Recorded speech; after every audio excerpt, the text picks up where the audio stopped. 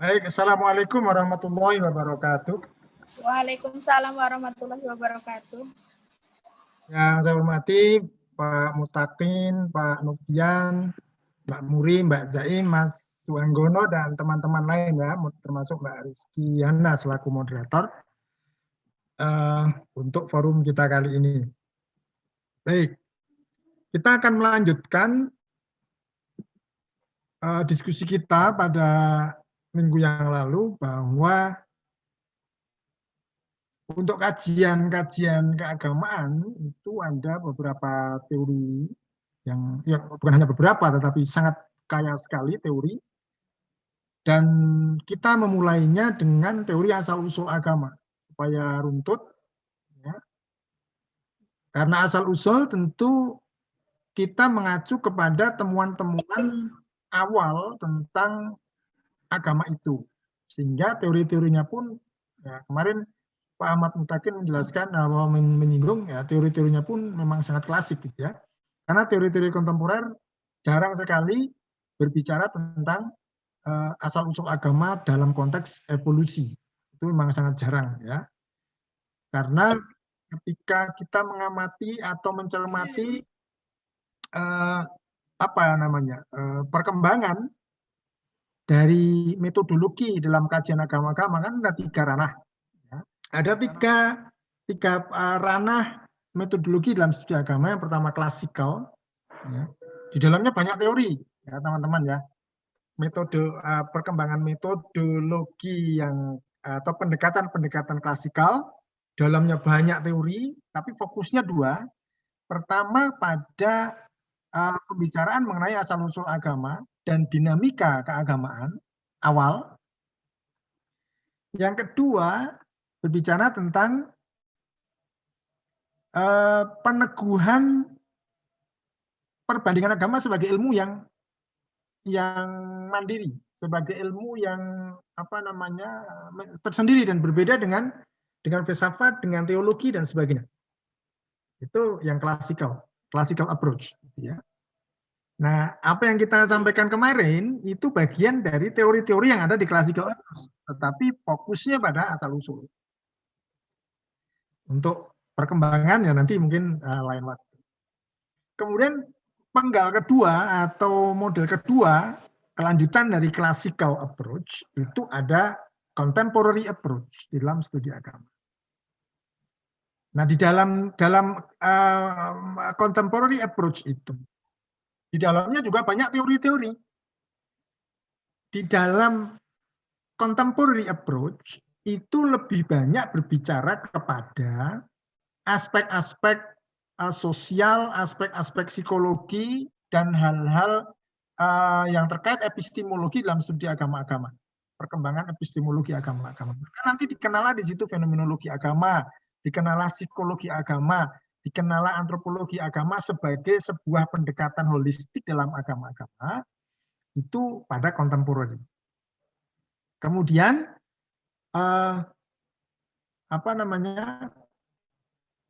cakupan kajian dalam studi agama-agama atau teori perkembangan teori itu sudah masuk ke interdisipliner. Jadi sudah masuk ke wilayah-wilayah ilmuwan lain, dan di situ teori-teorinya juga berkembang. Nah, nanti ini yang akan kita pelajari. Ya. Akan kita pelajari. Oleh karena itu teman-teman nanti perlu mengetahui ketika mengaplikasikan sebuah teori tertentu gitu ya. Dia punya akar, dia punya genealoginya, dia punya asal usulnya gitu ya. Jadi teori sendiri itu punya genealogi, punya sebelumnya begitu. Contoh misalnya yang sering digunakan teman-teman ya ketika mengkaji fenomena keagamaan itu interaksionisme simbolik. Ya, misalnya gitu ya. Itu kan di mana-mana itu skripsinya itu isinya interaksionisme simbolik gitu ya. Herbert Blumer gitu. Tapi ketika kita bicara Blumer itu kan dia punya bapak, punya Simba, punya Cangga, punya terus ke atas gitu, ada genealoginya. Nah, Blumer di atasnya ada Herbert Mead. Ya. Herbert Mead ke atasnya lagi ada landasan-landasan filosofisnya ya, yang berkembang di Amerika misalnya gitu ya. Nanti alirannya lebih ke aliran utilitarianism misalnya. Nah, ini yang perlu diketahui. Nah, itulah yang ada di contemporary approach. Jadi sudah ada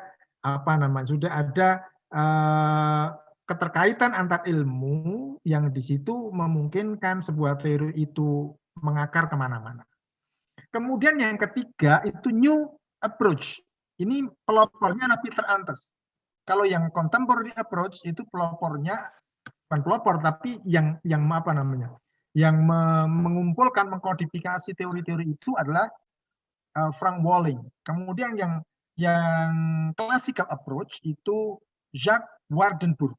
Itu yang mengkorkondensia, mengumpulkan, yang mengelola teori-teori. Nah, yang new approach ini Peter Antes lebih menekankan pada konteks. Maka hermeneutik di situ muncul, kajian-kajian post-strukturalis muncul dalam kajian agama. Sehingga interdisipliner ini kemudian berkembang. Nah, ini teman-teman ini sekarang ini kan lebih banyak mempraktikkan yang kontemporeri maupun yang new approach, seperti kajian-kajian media, kajian film, kajian translokal, transnasional. Ini Peter Antes mengumpulkannya dalam perspektif-perspektif yang dia sebut dengan new approach. Tetapi kan ketika kita bicara new approach, gitu ya teman-teman ini ya di Formasa ya, ketika kita mengaplikasikan teori misalnya interaksionisme simbolik, kita menginterpretasi mengimplementasikan hermeneutiknya siapa-siapa, itu dia punya akar,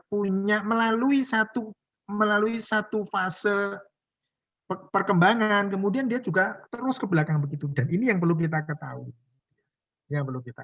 Oleh karena itu, fokus kita memang masih di asal-usul agama. Kita masih bicara konteksnya itu classical approach. Kita bicara asal-usulnya. Nanti mungkin bapak-bapak yang lain, ahli-ahli dalam studi agama akan menyampaikan teori-teori dalam konteks misalnya perkembangan atau dinamika dalam agama itu. Kemudian ada yang mungkin yang baru karena memang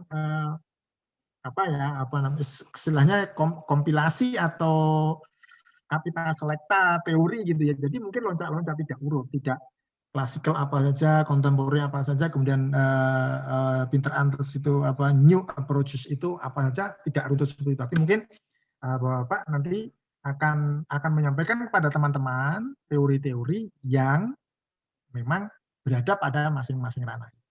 Nah, sekarang ini kita masih bicara itu ya. Jadi peta teorinya seperti itu. Baik, kita akan bicara tentang teori asal-usul agama, tetapi yang revelasi.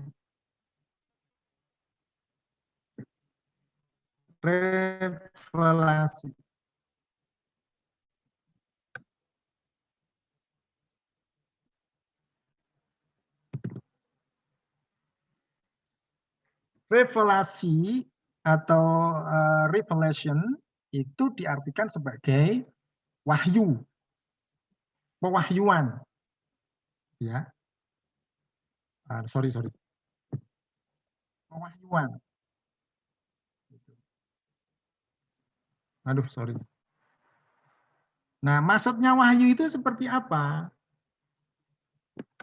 Ini memang bertolak belakang atau 160 derajat berbeda dengan yang evolution. Evolusi agama itu merupakan perkembangan dari sistem kebudayaan manusia. Kasarannya gitu, agama itu dibuat manusia. Kasarannya begitu. Dibentuk manusia. Berangkat dari keyakinan manusia, kemudian distrukturkan, kemudian dipermanenkan menjadi sebuah asal-usul agama, dan ide-ide tentang ketuhanan, ide-ide tentang aspek-aspek keagamaannya itu semua berangkat dari manusia, dan itu berkembang. Sejauh perkembangan manusia seperti apa, sejauh itu pula agama itu akan terus berkembang. Ketika di awal ada masyarakat primitif, maka mentalitasnya primitif, kemudian agamanya pun disebut dengan agama primitif. Meskipun mereka tidak menamai diri sebagai agama primitif, mereka yang menjalani gitu aja. Yang menamai itu kan para sarjana gitu, yang menamai ini primitif, ini bukan primitif. Itu seperti itu evolusi. Kalau revelasi kebalikannya, agama itu given. Agama itu sesuatu yang diturunkan. Agama itu pemberian. Ya, agama itu pemberian. Dalam bentuk apa? Dalam bentuk aturan-aturan, norma-norma yang sudah ada, ya sudah ada. Itulah teori revelasi. Artinya norma itu diturunkan begitu saja, baru kemudian ketika sudah sampai ke sejarah manusia, manusia mengemas konsep wahyu itu dalam sejarah manusia. Dalam sejarah manusia. Ini teori revelasi itu banyak dipegangi oleh para teolog. Ya, dalam studi agama-agama, para teolog lebih banyak memegangi teori revelasi ini. Tetapi nanti saya akan sampaikan perspektifnya bukan teologi, tapi perspektifnya sejarah revelasi, tapi lebih banyak ya, karena Ismail Al-Faruqi perspektifnya itu lebih banyak ke Islam, karena kalau di teologi Kristen misalnya di Eropa maupun di Amerika, ya penjelasan asal-usul agama secara revelasi itu ya simpel, tidak sedetail, tidak serumit dalam evolusi. Ya. Kecuali nanti ketika wahyu sudah menyejarah dalam manusia, disinilah penjelasan-penjelasan dalam studi teori-teori dalam studi agama-agama akan kompleks. Tapi dari sisi asal-usulnya itu simpel. Oke, saya lanjutkan. Paradigma dasarnya seperti ini. Paradigma dasar dari revelasi seperti ini. Bahwa agama itu diakui semua dari Tuhan. Jadi ada zat yang supreme being, ya, supreme being, dan itu menjadi lawgiver, sebagai pemberi hukum, pemberi norma, pemberi aturan. Oleh karena itu, ketika paradigma dasar dari teori evolusi ini dipegangi, pembagian agama langit, agama bumi, agama wahyu, bukan wahyu, itu tidak ada. Semua agama wahyu. Semua agama berbasis wahyu, karena paradigmanya seperti ini. Ya, Tuhan atau Supreme Being mempunyai kehendak yang disebut bahasa kita wahyu, ya, melalui agen. Karena dimensi Tuhan dan dimensi manusia itu berbeda, maka ada agen. Nanti dalam mitologi Yunani, ini peran agen ini Hermes. Ya, Hermes. Jadi Tuhan-Tuhan yang berada di langit sana ketika punya kehendak kepada manusia di bumi, harus diterjemahkan bahasa Tuhan ke dalam bahasa manusia. Maka fungsi Hermes ini sangat penting di dalam menerjemahkan. Ya, bahasa teorinya ya agent gitu ya, agen. Maka keinginan, kehendak, hukum Tuhan melalui agen inilah yang kita mengenalnya dengan wahyu. Untuk fenomena-fenomena agama besar di dunia itu sama fenomenanya, kecuali nanti dalam Kristiani. Nanti akan kita jelaskan. Dalam Kristiani konfigurasinya tidak seperti ini, hanya Kristiani yang berbeda. Tapi kalau yang lain sama. Ya. Baik. Nah, keinginan Tuhan itu diturunkan kepada manusia, tetapi melalui orang-orang unggul yang dalam tradisi Hinduism disebut dengan maharsi, bukan hanya resi, maharsi. Jadi kalau di dalam Hinduism itu Grihasta, Wanaprastha, Sannyasa gitu ya, tingkatan manusia itu ya. Sebelumnya manusia biasa, kemudian Grihasta, Wanaprastha, kemudian Sannyasa. Orangnya disebut dengan Sannyasin. Di atasnya itu resi, dan di atasnya lagi ada maharsi. Dan itulah orang-orang unggul nanti dalam Dalam filsafat disebut dengan Ubermensch, ya, atau Superman, atau superhuman, ya, atau dalam bahasa tradisi tasawuf di Muslim namanya insan kamil, sosok insan kamil. Yang paling utama ya kita sebut dengan Nabi. Di atasnya Nabi itu adalah posisi insan kamil paling tinggi. Nah, baru kemudian aturan itu turun kepada umat. Dan dalam agama manapun, dalam fenomena teori revelasi, posisi Nabi ini ada batasnya. Batas dalam arti tidak semua menjadi Nabi, tetapi ada batasnya karena ini orang terpilih. Orang terpilih. Dalam tradisi Buddhism, Nabi besar dan terakhir ya, Nabi besar terakhir ya, mohon maaf, Konfusianism, Nabi besar terakhir ya, Kongfuse, gitu ya, Nabi besar dan terakhir. Dalam tradisi Judaism, Nabi besar dan terakhir yang diakui punya otoritas tinggi ya Musa. Meskipun nabi-nabi Islam Musa itu ada, tetapi dalam sejarah Alkitabiah, nabi-nabi itu pelanjut aja, pelanjut Musa saja. Dalam tradisi Islam, Rasulullah itu nabi penutup para nabi. Gitu ya. Ini konteksnya seperti itu. Nah, dalam tradisi Hinduism, Maharsi ini nanti memberikan aturan-aturan itu kepada umat awam lah, pada orang biasa. Tetapi dalam konteks Hinduism ada lagi di sini ada acarya. Jadi Maharsi, kemudian lingkungannya itu ada konsep-konsep resi, kemudian ada acarya. Acarya itu kalau dalam tradisi Islam itu sahabat. Kalau dalam tradisi Kristiani nanti para rasul gitu ya. Lain kan Nabi dan Rasul dalam konteks Kristiani dengan Islam nanti lain. Para rasul. Dalam konteks Konfusianism itu para sahabat juga nanti yang paling besar dalam Konfusianism itu Mencius atau Mengzi. Gitu ya. Nah, tradisinya seperti itu. Maka ketika wahyu ini turun menyejarah dalam lingkungan Nabi dan umatnya, inilah agama kemudian tumbuh dan berkembang. Maka nanti originnya itu, kan kemarin sejarah itu bicara origin, growth, dan development. Maka originnya itu pada era Nabi dan para sahabatnya, kemudian growth-nya itu pada Nabi, sahabat, dan generasi setelahnya, kemudian development-nya itu kemudian berkembang era, kalau bahasa Islam, era setelah tabi'in dan tabi'in dalam bahasa Islam. Ya. Disitulah nanti semua agama itu terbelah dalam aliran. Maka Al-Baghdadi, ya, Al-Baghdadi itu nanti menulis satu buku Al-Farqu Bainal Firaq, itu menjelaskan bagaimana ini bisa terjadi. Sebuah agama itu bisa punya firaq-firaq itu. Kemudian Syahrastani dalam konteks Islam akan melihat bagaimana karakter masing-masing aliran dan sekte. Itu nanti di sini itu era development dalam sebuah agama. Gitu ya. Nah, ini pandangan umum atau paradigma umum. Paradigma umum tentang revelasi. Nah, sekarang saya tadi sudah sampaikan dalam Kristen itu berbeda. Karena apa? Kristiani memahami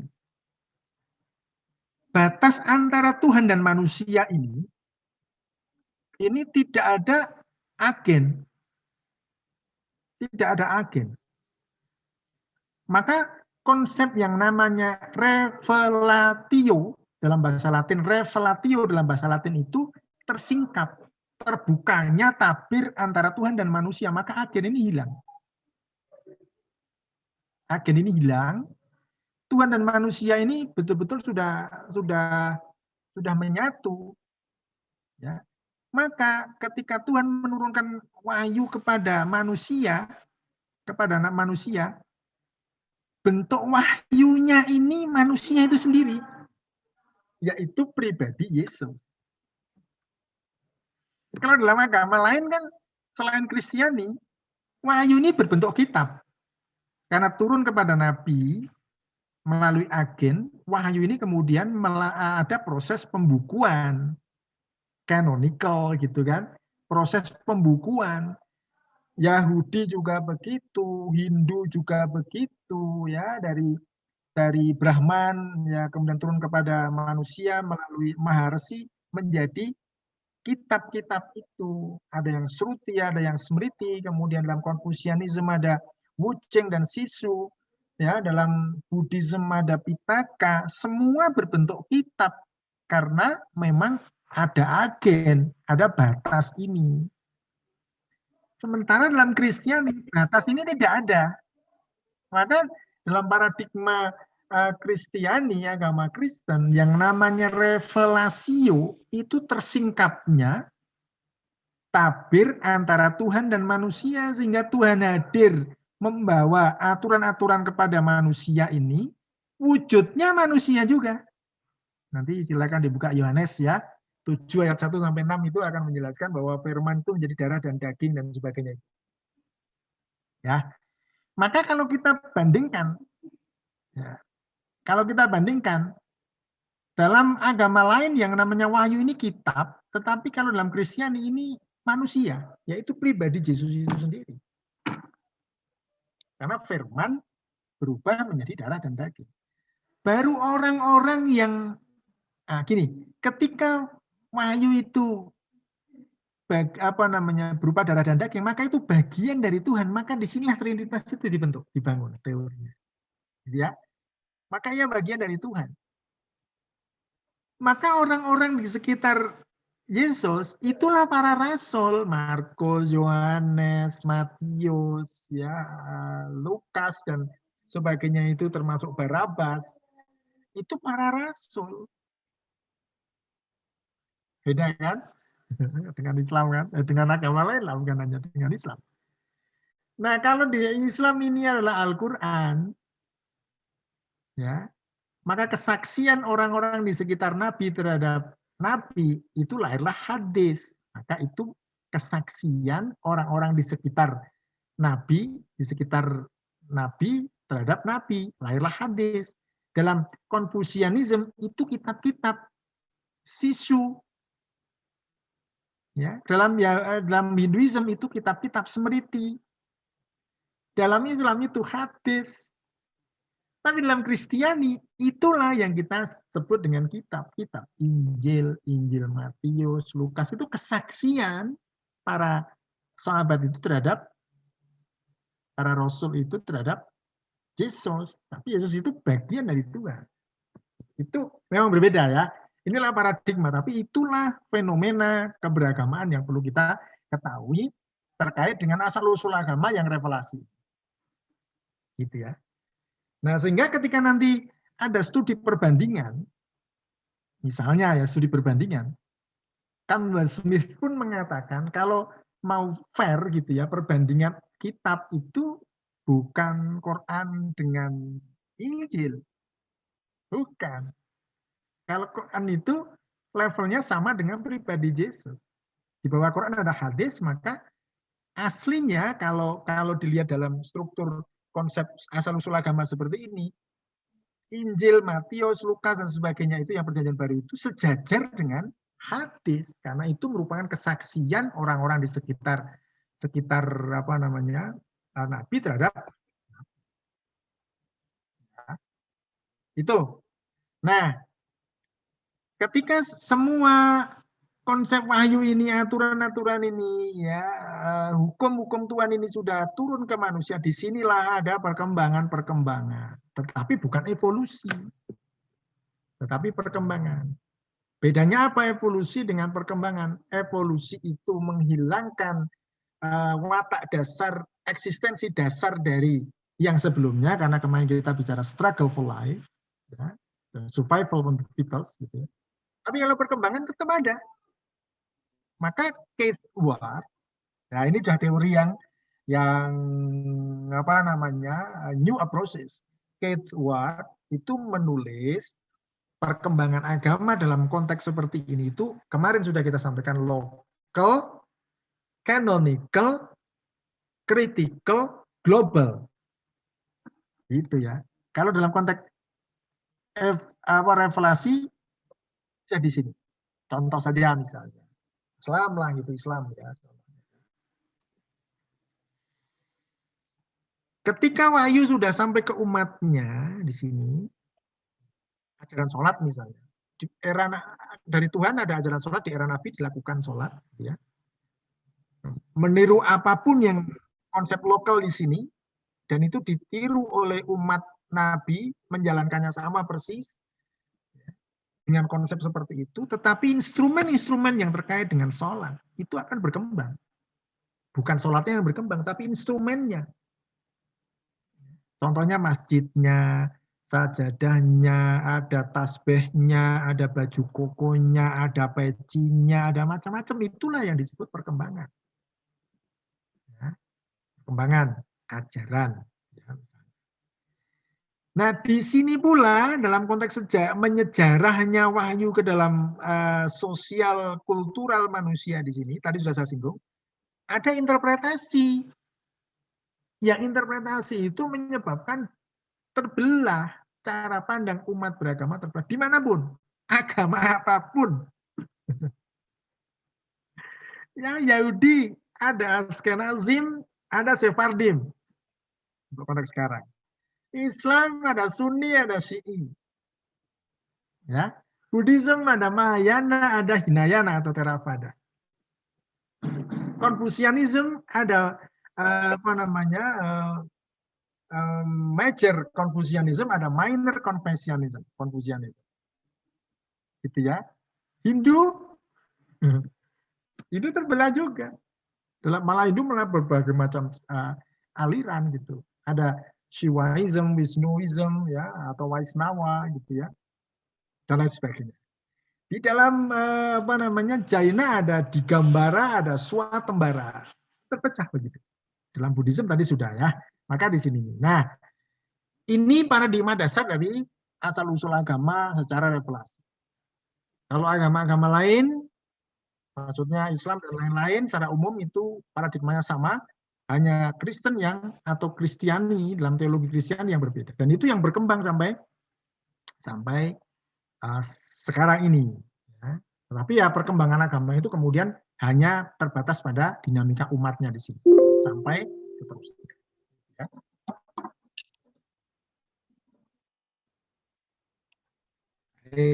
Nah, sekarang saya akan sampaikan perspektif Islam. Perspektif Islam.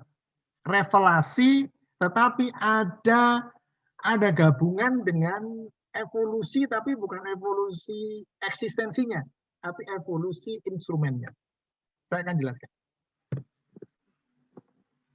Nah, Islam ya, karena ini sesi saya terakhir, saya harus menyentuh dengan ajaran-ajaran bagaimana paradigma Islam itu sendiri terkait dengan asal-usul agama.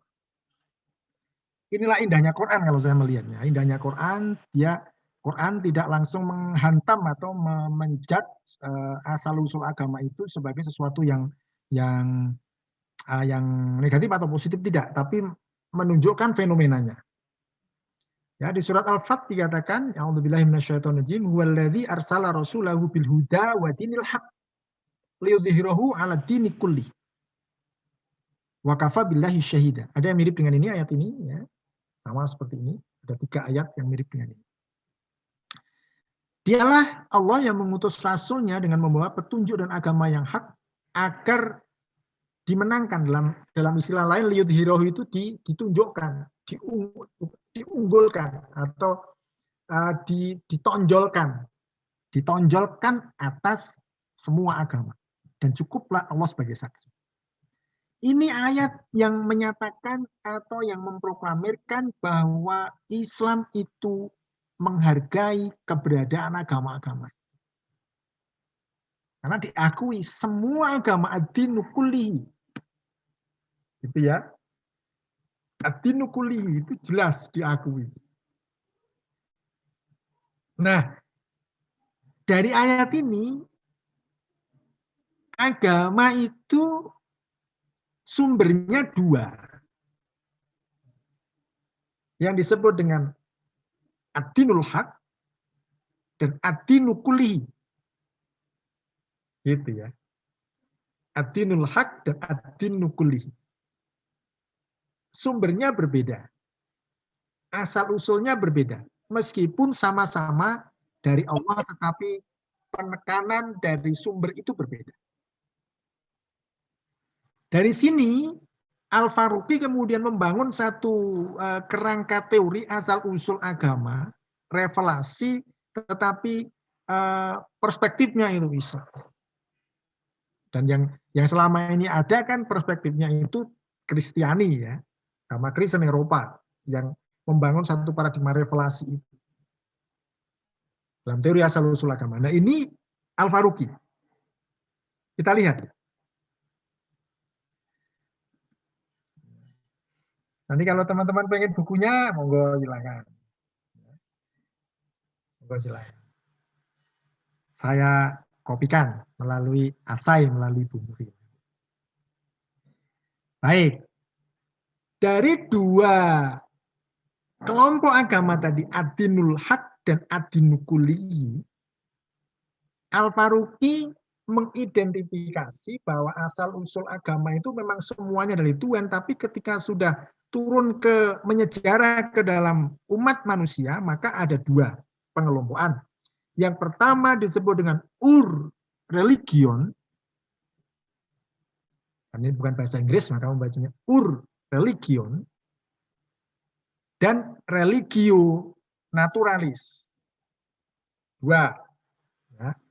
Ur-religion dan religio naturalis. Al-Faruqi mengidentifikasi yang namanya ur-religion itu yang bilhuda. Ya, di dalamnya itu penuh dengan petunjuk yang disebutnya dengan, atau dalam Al-Quran disebutnya dengan dinul fitrah atau dinul haq atau dinul qayyim. Misalnya kutipan itu ada di Al-Quran surah Rom ayat 30 misalnya. Tapi di sisi lain ada religio naturalis. Ur-religion tadi, agama azali, agama yang memang template dasar atau default agama dari Tuhan ya seperti itu. Tetapi ketika diaplikasikan di dalam sejarah umat manusia, maka ada pembentukan sistem keyakinan dan keagamaan baru disebut dengan religio naturalis. Dalam Al-Quran tadi disebut dengan adinukuli. Maka para nabi punya tugas membawa ur-religion untuk ditunjukkan, untuk ditunjukkan ya ini loh gitu ya, untuk ditunjukkan kepada para penganut adinukuli, penganut religio naturalis. Nah, apa itu ur-religion?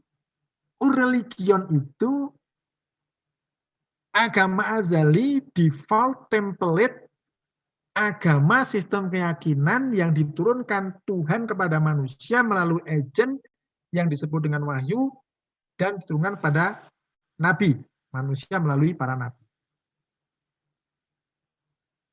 Sementara religio naturalis itu ur-religion yang sudah banyak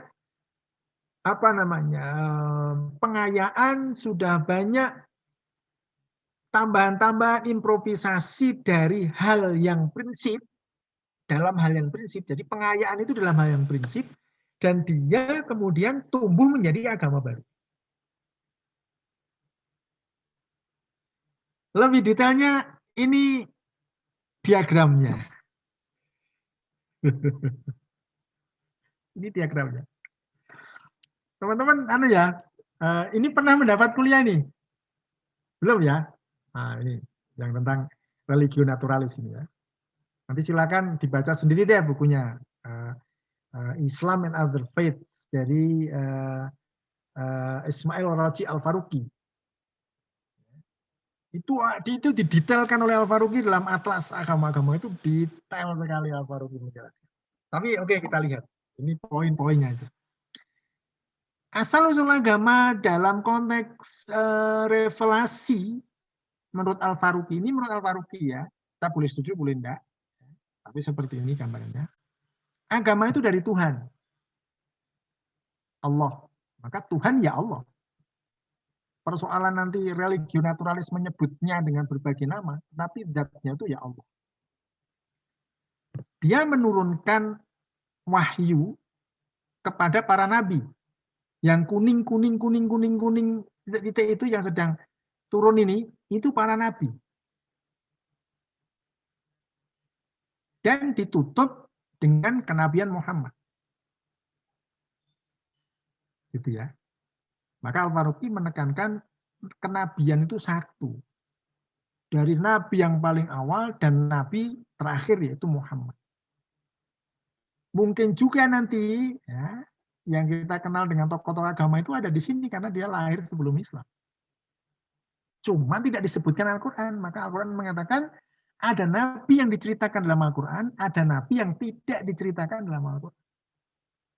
Oke. Yang warna hijau itu, ini wahyu. Ya. Kemudian yang kuning-kuning ini nabi-nabi. Itu karena bahasa Islam ya nabi-nabi. Kalau konteksnya Hinduism ya itu maharsi. Para maharsi. Tuh, ini banyak sekali. Ini ribuan ya. Ratusan ribu. Al-Quran hanya menyebutkan beberapa, yaitu 25 nama nabi. Tapi yang lain, Al-Quran sekali lagi, tadi saya sampaikan, Al-Quran mengatakan banyak yang tidak disebutkan. Ya. Oke. Nah, setiap nabi itu hidup dalam rentang waktu, lapis waktu yang berbeda-beda. Sejarah waktu yang berbeda-beda. Dari nabi yang paling awal dia punya punya konteks waktu yang berbeda, sejarah yang berbeda terus begitu. Ini sejarah ini garis-garis ini adalah lapis-lapis sejarah di mana para nabi itu hidup. Nah, para nabi yang kuning ini mengajarkan ajaran yang sama yaitu religion atau adinul fitrah bahasa Al-Qur'annya. Sama. Semua nabi itu membawa religion, membawa adinul fitrah yang sama, membawa adinul haq yang sama, membawa adinul qayyim yang sama. Gitu ya. Yang disebut dengan Islam. Maka inna dina indallahil Islam. Dari mana nama itu muncul? Itu bukan para nabi yang menamai, tetapi Allah sendiri yang menamai. Ini kutipan dalam Al-Qur'annya kan wajahidu fillahi haqqa jihadi wajtabakum wa ma ja'ala 'alaikum fid-dini min haraj millata abikum Ibrahim huwa sammakumul muslimuna min qabl. Dia Allah telah menamai sistem keyakinan kamu semuanya itu dengan orang-orang muslim, berarti dengan Islam min qabl, dari dahulu. Ini ya. Maka agama semua nabi itu Islam. Dalam paradigma dalam paradigma asal-usul agama seperti ini ya, semua nabi itu Islam agamanya. Soalnya pernah di kelas itu tanya, agamanya Nabi Musa apa? Yahudi, agama Nabi Isa apa? Kristen gitu ya. Itu asal-usul agamanya dari mana? Itu ya ada gitu ya. Yahudi itu lahir 1500 tahun setelah Musa. Ya. Kristen itu 200 tahun setelah kematian Isa. Gitu. Gimana kok bisa muncul? Inilah nanti perbedaan religion dan religius naturalis menurut Al-Farabi. Oke. Nah, karena nabi-nabi ini mengajarkan dinul fitrah, dan nabi ini kan manusia biasa, dia mati. Dia mati disusul nabi yang lain, diteruskan mati, disusul nabi yang lain, mati terus begitu, tetapi di sekeliling nabi ini kan ada penganutnya. Pengikutnya. Begitu nabi mati, diteruskan pengikutnya ajarannya. Terus begitu sampai perkembangan yang panjang, ke kanan maupun ke kiri, ke bawah terus. Nah, ketika ajaran nabi itu, ajaran religion itu diajarkan Nabi dan Nabi masih hidup, ya masih sesuai dengan religion. Tetapi ketika umatnya itu sudah melanjutkan dan banyak dinamika perjalanan sejarah umatnya itu mempengaruhi tata cara beragama itu sampai kepada yang mendasar dalam hal konsep-konsep mendasar agama itu dipengaruhi oleh dinamika waktu. Itulah yang disebut dengan religio naturalis. Maka munculnya agama Mesir kuno, munculnya Hinduism, munculnya Buddhism, munculnya Konghucu atau Confucianism, munculnya Taoism, munculnya Zoroastrianism, munculnya Yahudi, munculnya Nasrani. Itu semua sebenarnya menurut kerangka ini, itu semuanya berasal dari dinul fitrah. Cuman karena pengikut-pengikutnya itu kemudian mengembangkan tata cara keberagamaan yang baru, maka tingkat kedekatan dengan dinul fitrah ini berbeda-beda. Tingkat kedekatan agama-agama kepada para nabinya ini berbeda-beda.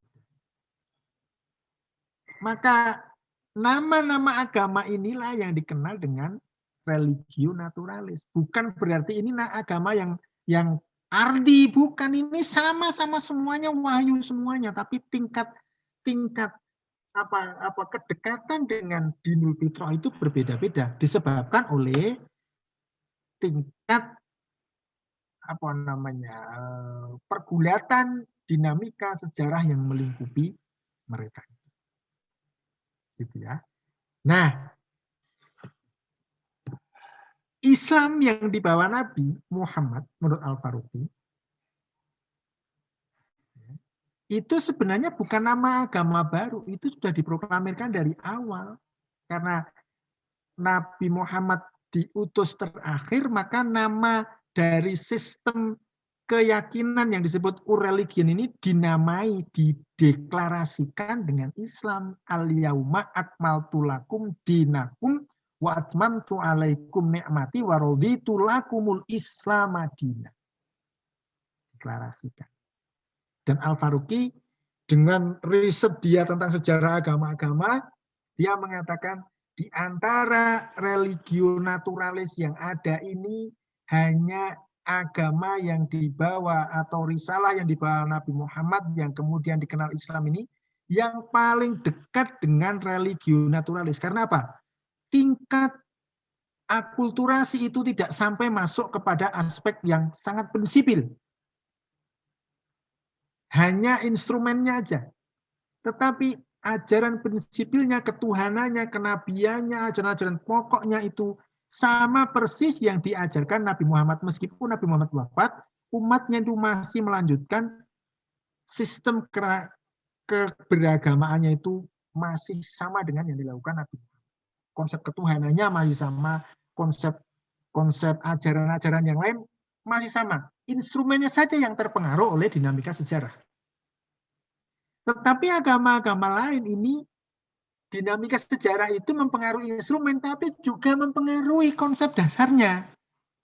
Misalnya dalam hal teologi. Contoh, gitu ya, contoh. Contohnya, Nasrani. Nasrani itu kan muncul dalam tradisi umat yang dipimpin Nabi Isa. Gitu kan? Dipimpin Nabi Isa. Setelah Nabi Isa wafat, umatnya ini kan mengembangkan ajaran Isa ini dan banyak dipengaruhi oleh dinamika sejarah umatnya itu. Bahkan pengaruhnya itu masuk ke sistem teologinya. Yang Isa tidak pernah mengajarkan apa yang diajarkan Nasrani, itu kemudian dalam tradisi Nasrani itu menjadi sebuah tatanan baru yang itu disebut dengan agama. Gitu ya. Maka dalam sejarahnya nanti inilah pentingnya sejarah agama-agama di sini. Nasrani itu muncul 200 tahun setelah wafatnya Yesus atau abad kedua setelah wafatnya Yesus. Yesus sendiri tidak pernah mengajarkan apa yang diyakini atau yang dilakukan Nasrani, misalnya dalam hal pertimbangan tentang Trinitarian. Itu tidak mengajarkan. Itu contoh ya. Dan itulah yang oleh Al-Faruqi disebut dengan religio naturalis. Tapi catatan besar dari Al-Faruqi, semuanya ini keluarga dinul fitrah, keluarga agama wahyu. Semuanya sama, cuma tingkat kedekatannya aja yang berbeda. Oleh karena itu ada 4 karakter yang dijadikan patokan Al-Faruqi untuk melihat agama lain. Ini nanti teman-teman kalau ingin mengkaji hubungan antar agama menurut Al-Faruqi. Hubungan antar agama baik Islam, Nasrani, Yahudi, Tao dan sebagainya. Ini semuanya dinul fitrah, cuma tingkat kedekatan yang berbeda-beda. Oleh karena itu tidak ada alasan menurut ajaran Islam untuk menegasikan ini. Maka Islam sama sekali tidak pernah menegasikan ini. Semua diakui eksistensinya. Maka disebut dengan ad-dinu kullihi. Diakui eksistensinya. Dihormati sistem keyakinannya. Ya, di surah apa itu 108 katakan kita nggak boleh menghina sesembahan agama lain. Nggak boleh. Nabi-nabinya diakui kesuciannya. Bahkan konsep kesucian dalam agama-agama religio naturalis ini diakui eksistensi kesuciannya oleh Islam. Nasrani mensucikan salib, Islam menghormati orang Nasrani yang mensucikan salib. Maka Islam sama sekali dilarang untuk menghina, merendahkan simbol-simbol Nasrani dalam bentuk salib. Sangat dilarang. Ini kan wis rodok-rodok pengajian itu. Enggak ya. Nah, ini kita kajian teori. Baik, itu dulu ya. Itu dulu. Maka semuanya inilah yang disebut dengan Islam. Setelah Nabi wafat, inilah yang hijau ini Islam. Risalah yang dibawa Nabi hanya melanjutkan risalah Nabi sebelumnya juga Islam. Maka Nabi tidak pernah memproklamirkan nama agama baru. Tetapi para peneliti sekarang menamai tradisi-tradisi ini kan dengan nama-nama ini. Nama-nama ini itu kan diberikan oleh para sarjana yang meneliti tradisi keagamaan mereka. Gitu kan? Konfusianisme, Taoisme, Buddhisme ini kan bukan mereka sendiri yang menamai. Kami adalah Buddha, gitu kan enggak. Enggak ya. Maka Islam itu oleh para peneliti disebut dengan Muhammadanism. Muhammadanism. Gitu kan? Oleh para peneliti buku-bukunya banyak lah. Disebut Muhammadanism. Itu dimiripkan dengan Hinduism, Taoism, Konfusianism, Buddhism, dan lain sebagainya. Zoroastrianism, dan sebagainya. Baik, itu dulu teman-teman. Kita lebih banyak diskusi nanti. Saya kira demikian. Kita akhiri ya. Saya kembalikan kepada moderator. Assalamualaikum warahmatullahi wabarakatuh.